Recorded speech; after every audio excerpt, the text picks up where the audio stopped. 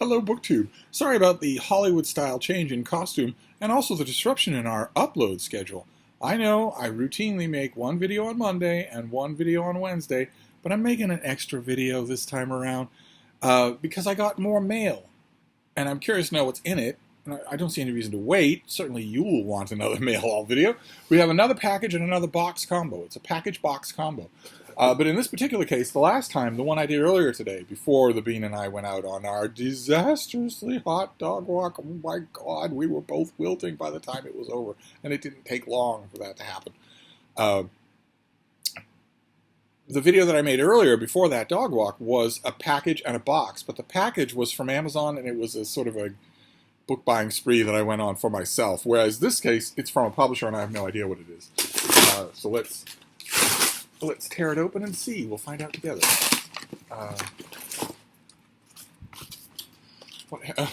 Okay. All right.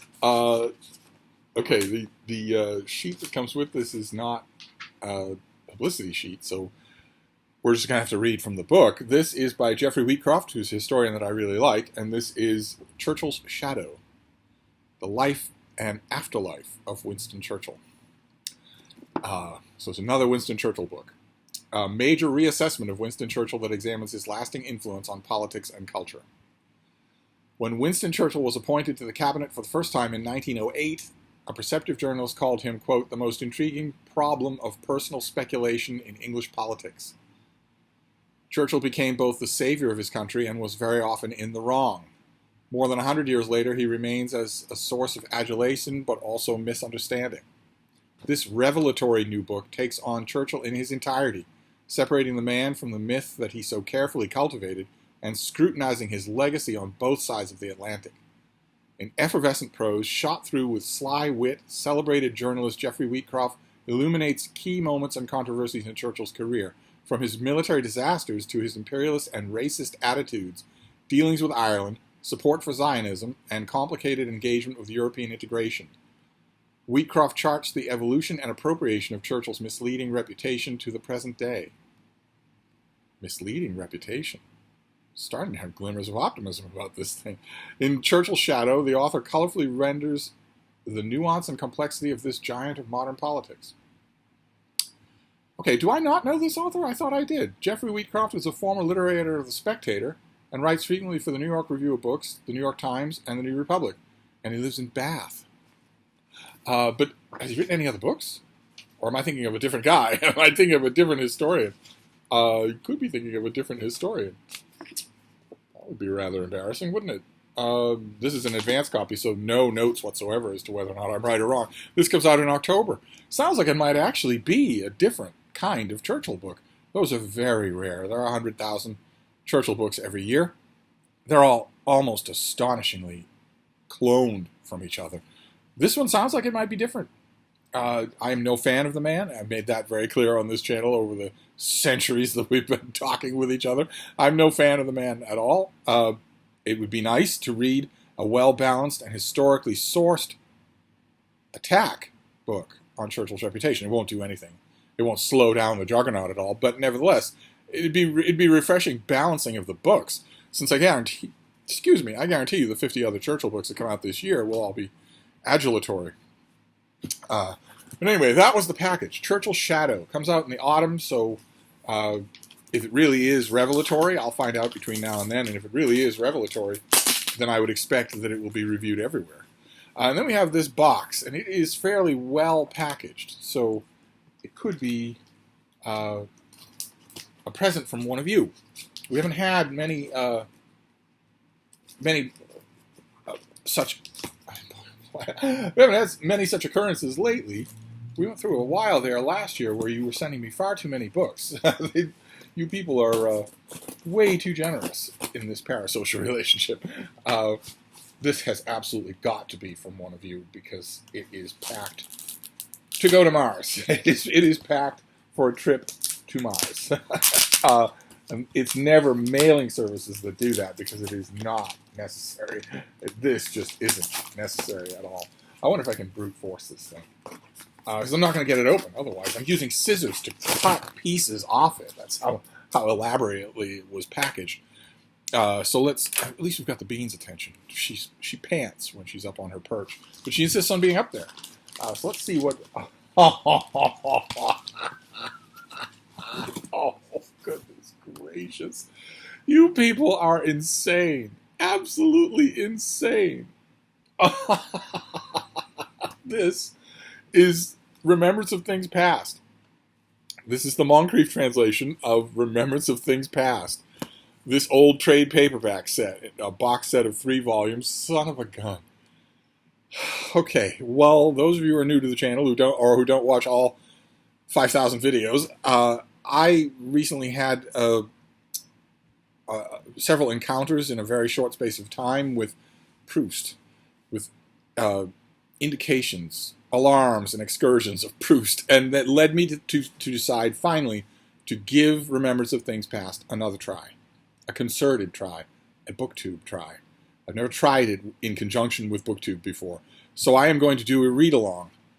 In October, I'm going to read Remembrance of Things Past. In October, Proust-tober is barreling down upon us. It's still months away, so you have time to prepare. And the reason why you need time to prepare is because very shortly after I thought up the idea of Proust-tober, I thought up the idea of making it a draft. So you're all joining me for Proust in October. And so you have to find your own trilogies. And I said at the time that the Brattle would provide, the Brattle Bookshop here in Boston. It's a great used bookstore. This has a tag on it. This thing has a tag on it. $10. Oh, well, okay.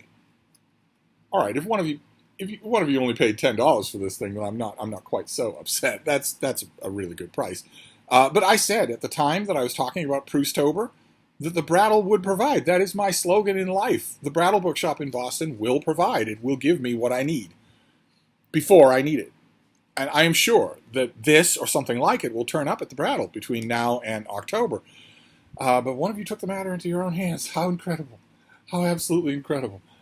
Okay, so right, so I have Remembrance of Things Past. Incredible. I will take a look at this, whoever you are who sent this. I don't think there's a note in here. But whoever you are who sent this, I cannot thank you enough. Incredible. Just incredibly generous, like you people always are. So, all right, so that's the second blast of mail. We have Remembrance of Things Past in a box set, because I guess one of you must remember that I really like box sets. And then by Jeffrey Wheatcroft, Churchill's Shadow. Apparently a reassessment of Churchill's legacy, his reputation. If it's a peppery and acidic reassessment, Steve will be quite pleased. But anyway, that is the mail. Good Lord. I never know what's coming. I can never guess. So it's still roastingly, boilingly hot here in Boston. Still 95, 96 degrees. The heat index, the real feel index, combining the heat and humidity, puts it well over 100 degrees. The weather forecast that I was looking at, the data that I was looking at, in the morning it looked like a row of sometimes fairly sparky thunderstorms that would be arriving in the Boston area around sundown.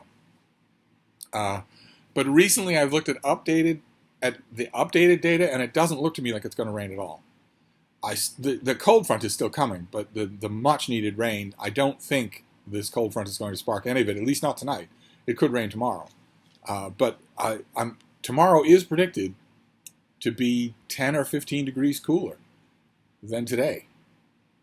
That will still make it very hot, but it will be 10 or 15 degrees cooler, and then Friday is predicted to be 30 degrees cooler.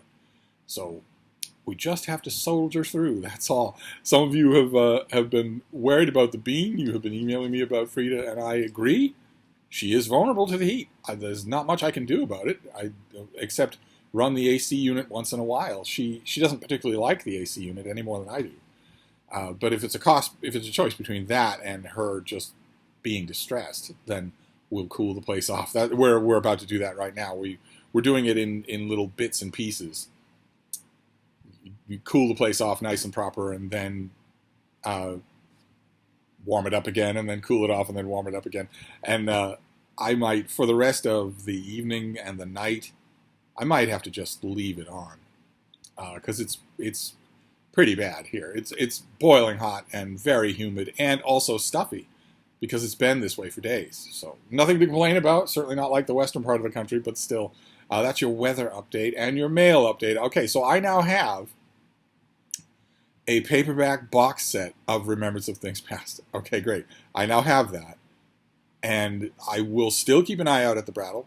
It's possible that the Brattle will get, I don't even know, a series of mass market paperbacks, maybe a different translation. I will still keep an eye out at the Brattle, but now I don't need to. Now the pressure is off, thanks to one of you, incredibly generous, just incredibly generous.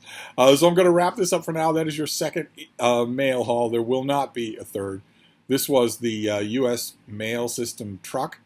The young woman who drives that truck is wonderful. I love seeing her every time I get a chance to see her. And she had very high spirits today, despite driving around dropping off mail in triple-digit temperatures. So bless her. Just bless her.